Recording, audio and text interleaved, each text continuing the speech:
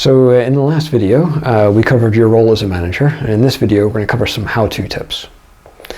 So one tip is to think of your favorite boss. I always say to treat others the way that you want to be treated. So think of your favorite boss and figure out why they were your favorite, and particularly how did they behave. And also, how was that different from your least favorite boss?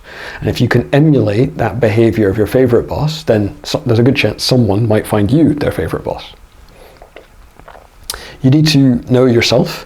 You need to understand your working style and personality. So you can take many tests for this, kind of personality tests, or you can speak to an impartial third party.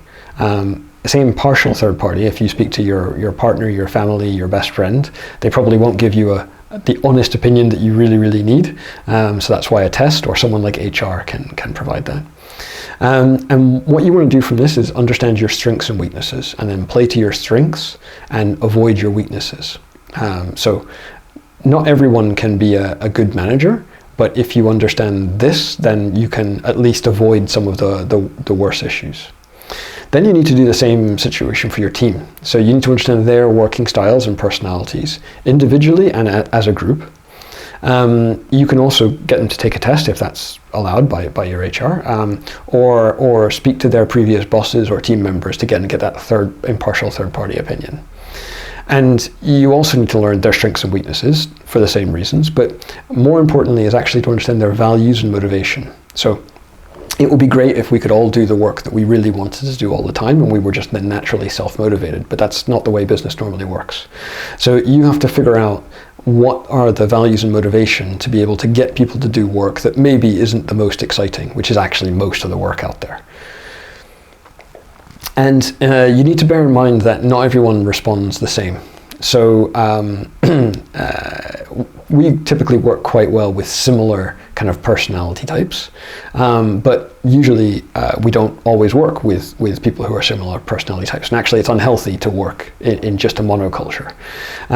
So when we come into conflict, it's usually with people who are kind of opposites. We need to be aware of that and work actively to try to mitigate that. So if you're a goal-focused and direct personality, then what you might be inadvertently doing, not intentionally, is intimidating the quieter staff, and they might feel that you're a bully, and then they might just shut down and be really quiet, or try and run away and avoid you. If you're really focused on the goal, then you might not be taking time to praise small accomplishments, and so then your staff might feel undervalued. And if you're really focused on the immediate goal, then you might not be looking at the long term and thinking about the development of the staff, which is for their benefit and for yours. I'm not that personality type. I'm more empathetic listener type. And we also have weaknesses when it comes to managing people. So some people think that we're not decisive enough, that we don't give clear leadership because we're considering too many possibilities. Someone might take advantage of our empathy and our listening and try and use that against us. Or if there's someone who really needs corrective action, we might not be giving enough strong corrective feedback. And that's just as important as encouraging people, giving them clear instruction on what needs to be improved. So one tip is to build a system and a routine. People like routines. Routines give people comfort.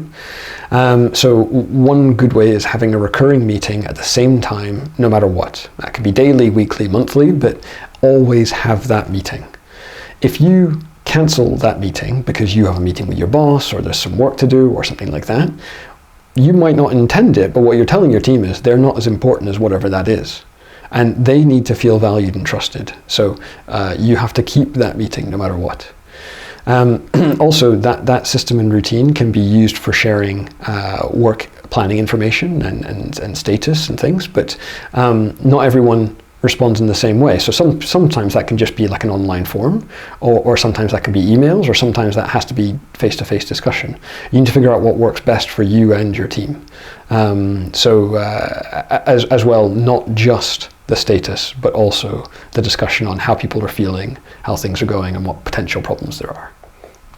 So those are some tips, and in the next video I'll cover some common traps. Thanks.